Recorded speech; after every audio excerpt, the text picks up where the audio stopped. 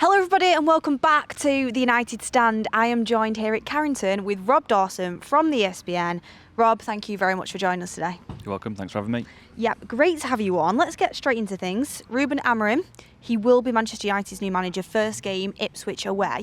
First of all, what was the thinking of bringing him in the international break? Was that Ruben Amorim's terms? Was that Manchester United's thinking? Well, I think he's on record, isn't he, of saying that he would have preferred to start at the end of the season, so having a pre-season to kind of get his tactical plan across. Quite clear that United told him that it was now or never, and that he felt that the club was too big to turn down, and that he felt that maybe this opportunity would never come again, so he had to take it. Obviously the results under Eric were reaching a point where the club had to act. It's not a knee-jerk reaction, I don't think, to one result. These results, particularly in the Premier League, have been happening since sort of the back end of last season. It reached the point where the fans, I think, had maybe turned a little bit, so the club felt they had to act. They've brought in a young, exciting coach who's done very well in Portugal. Obviously, the transition now to the Premier League is going to be something that is going to be quite a step up for him, but there's nothing to say that he can't do it. I think all in all, it's quite exciting for the club, really. They've got one of the most highly rated young managers in Europe coming to Man United, so in terms of what the fans think, I think it's quite exciting for them all.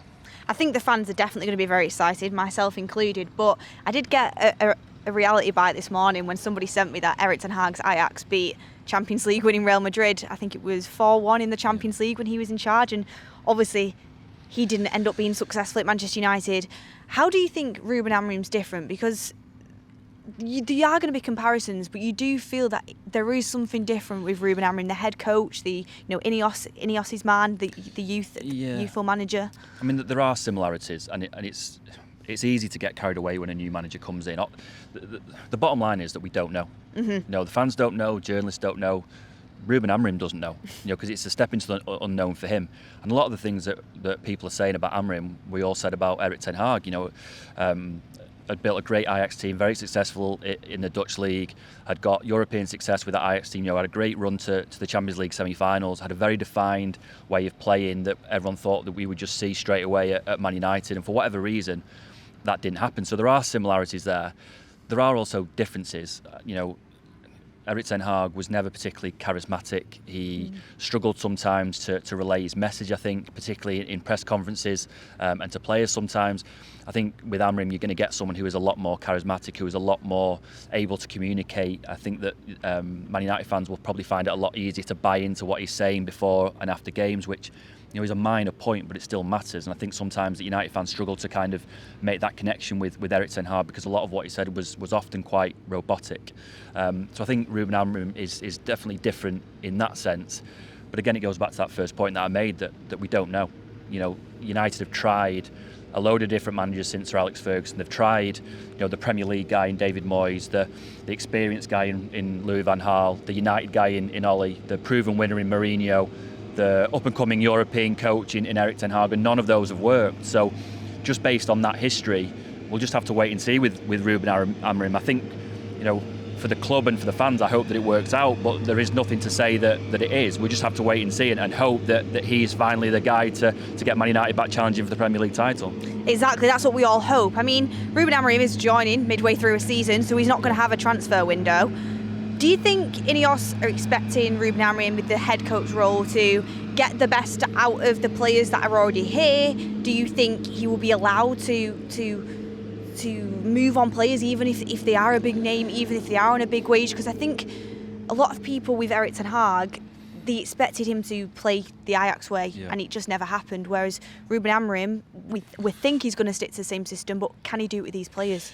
Well, in the short term, he's going to have to, because he is coming in mid-season. It's tough anyway. It's tough for a manager who plays 4-3-3 coming into a club that plays 4-3-3, because there are sort of nuances and tactical tweaks that managers have to make, and it's hard because they just don't get time on the training pitch mid-season. You just, it's 3 games a week. You don't get chances to, have big long sessions to get your point across, and Ruben Amorim is going to find that very difficult because he is making a huge tactical switch.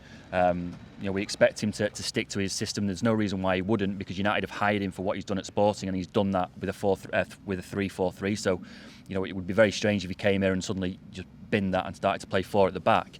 In the interim, he's just going to have to get the best out of the players that he's got. the move to head coach is interesting, and it's a big thing for the club, because obviously in the past it's all been about one central manager. Managers had control over almost everything at Man United in terms of recruitment, and even down to what kind of commercial activities they do, and that's all going to be taken away from Amorim. His focus is going to be on the training pitch to pick a team for a Saturday and get the best out of him.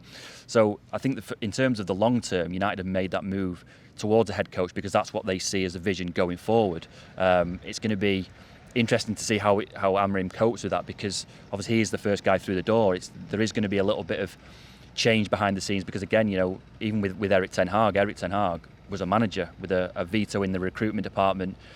All that's going to be very, very different for Amorim. So there is going to be an awful lot of change, and I think Man United fans maybe are going to have to prepare themselves for a little bit of suffering. As much as I would like to see Ruben come in and do great things straight away, it's going to be very, very tough. I think United, the fans are maybe going to have to be quite patient with him for the first couple of weeks and maybe even months. I agree, and I think the most important thing is he comes in, even if we don't, win every game or you are losing games, is that you see the vision and you see that he's sticking to his philosophy, because Erik never did that. He chopped and changed it a lot, and sometimes it felt like you were just going from game to game trying to grind out results, and even that didn't work at times. Whereas, Amorim, you want to see him come in and play his system no matter what happens, and I think that's the most important thing that Manchester United fans need to see. Like, even with Arteta back at Arsenal, he did that and eventually they got through it. But I mean, in terms of you talking about Manchester United had to make the change with Erik ten Hag, and you talk about his veto in the transfer window. I mean, this summer transfer window, there was a lot of talk, I was even speaking before, about how maybe Erik ten Hag didn't have as much say as he would usually have, and maybe wasn't completely happy with some of the signings. Do you think they maybe had an eye on potentially Ruben Amorim then? I mean, no centre-backs leaving. People thought maybe that 2 centre-backs was excessive. Ugarte, who obviously thrived under Amorim, and it was rumoured ten Hag wasn't really too keen. Yeah, I mean, it's an odd one, that, because obviously everyone will know that they spoke to a lot of managers and spoke about a lot of managers in the summer when they were going through that end of season review. In terms of what we were all hearing, Ruben Amorim didn't factor particularly high in that. Everyone will know about Tuchel and Pochettino, so it does seem like there was a little bit of a shift from the summer to now to lead to having Ruben Amorim as the first choice.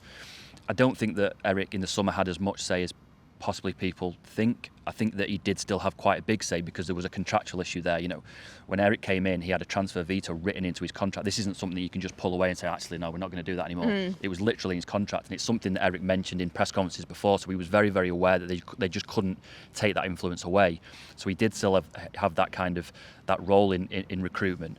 I suppose, when you look at players like Ugarte, obviously played at Sporting Lisbon, you signed 2 centre-halves in De Ligt and Yoro. You're going to need a lot of centre-halves now to play with 3 at the back. I suppose there is you could make that case that maybe they were looking at Amorim possibly when they were making those signings. Personally, I don't really think that they were. I mean, one of the things that when we sat down with Omar Barada and Dan Ashworth around the Liverpool game was that they'd got rid of Jadon Sancho because they felt that they had already had too many wingers. They had Rashford, they had Garnacho, Anthony and Ahmad. They were the 4 wingers that you need for 2 wing positions. They didn't really need Sancho, so they could afford to get rid of him and loan him to Chelsea. Well, you're not going to play with any wingers at all now. You're going to play with 2 really narrow forwards. So if they were thinking then about having a system where you were playing with no wingers and 2 narrow forwards, why would you make a decision on Sancho and citing the fact that you already had 4 wingers? It doesn't really make sense. In terms of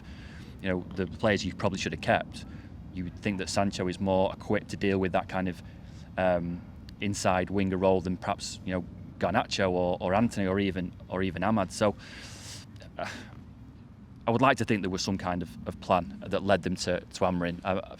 Obviously, it was never their plan to have to get rid of Erik in the first place, because they thought that they were going to get him for at least a season, and results have meant that they couldn't possibly do that. That's why I think for the next couple of weeks and months, United, the club, the hierarchy, the leadership, and Ruben Amorim in particular, are just going to have to make do with what they've got. Really, the really important time will be to get through this season as quickly as possible, get to next summer, and then start building a squad for the tactical demands that Amorim is going to come in with.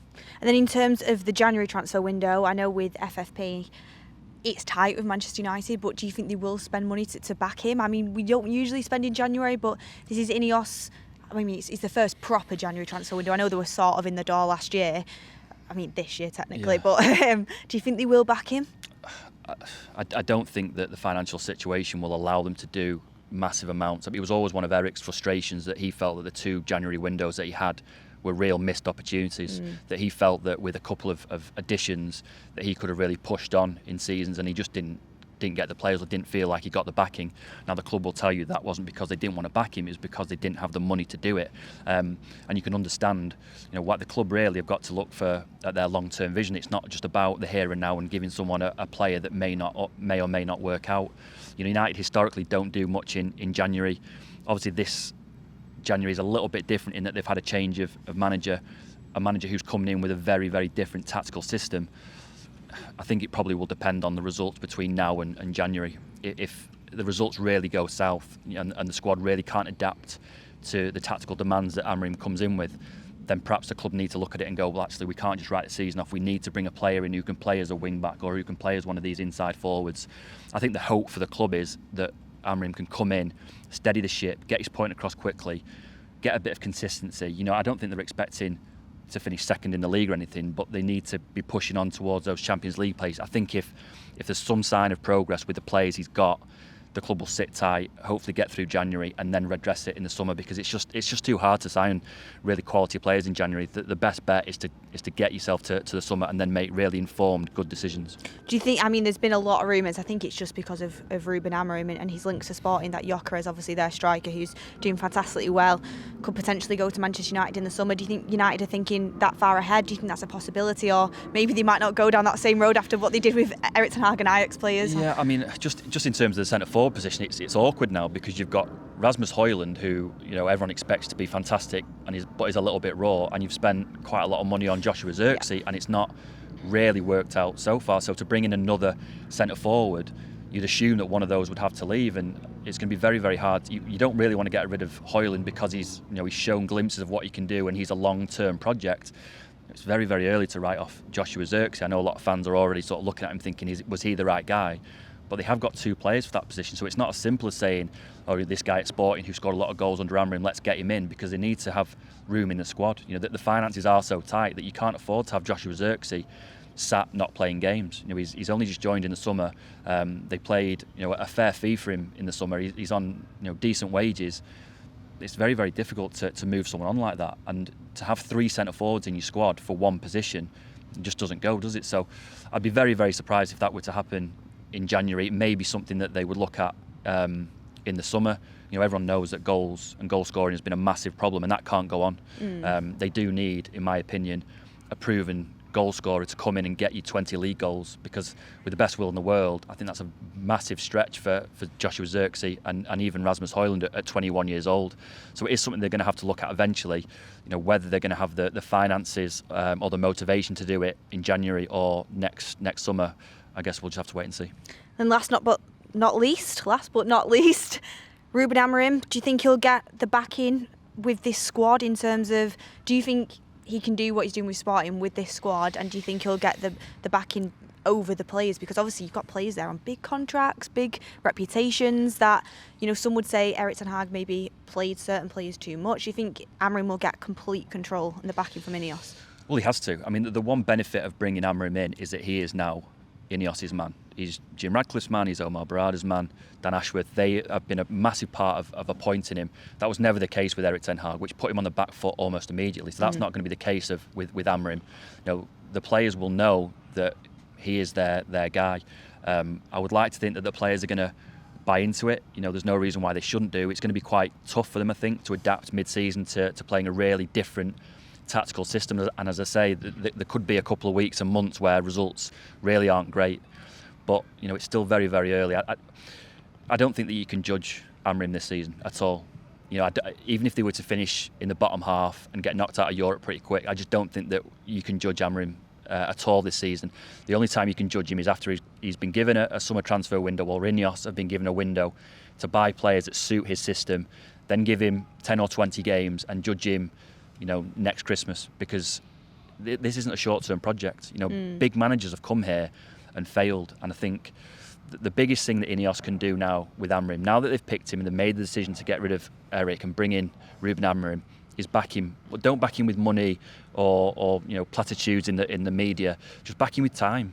Give him time. Every single one of the managers who have been and gone will all tell you that they needed more time. And I think at some stage the club is going to have to say, this is our manager, we backed him, we brought him in to do a job, we're going to give him the time to do it and let the players fit in. If the players don't want to fit in or they don't want to play under him, then that's fine. You can go and play somewhere else and let the club bring in players who do want to play for him. Because at some stage, something fundamental is going to have to change with this club, because they've been nowhere near winning the title or the Champions League for the best part of 10 years. And at some stage, something fundamental will have to change. Hopefully it's now with Ruben, and he gets that back in from the players straight away and the club straight away. I think more than anything, they just want a bit of consistency. You're never going to see a manager, like Sir Alex Ferguson being here for 25 years, but give him 5 years. Don't give him 2 and think, oh no, we've made the wrong choice. With the contract, it's a bit. Well, yeah, and it is, and the life cycle of managers isn't that anymore. But at some stage, there is going to have to be a change of thinking, because what's gone before, the way the club have done things in the last 10 years hasn't worked. You just have to look at the trophy cabinet to see that. At some stage, there has to be a change. Ineos have gone all out to bring in who they think is their number one target. Bring him in mid-season. You've got to back him with time. I completely agree, and pre-season is massive. He's not going to get that, so time is crucial, and I feel like his reputation in Europe will buy him that, and the players will have nowhere to hide under what he's done previously. And even, I know it's a one-off game, but that Manchester City game will give him a little bit of doesn't hurt, bit of leverage, won't it? But thank you very much, Rob, for joining us. I thought you spoke brilliantly then, and then it was saying a lot of what the fans think and need to hear in terms of things changing at this football club. But look, thank you for joining us, and hopefully Ruben Amorim can come in and do a very good job. And thank you everyone for watching as well. Make sure you hit a like on the video, subscribe to the channel, and comment down below who else do you want us to interview on this channel. And do you back Ruben Amorim? How long should we give him? Let us know in the comments, and we will see you on the next one.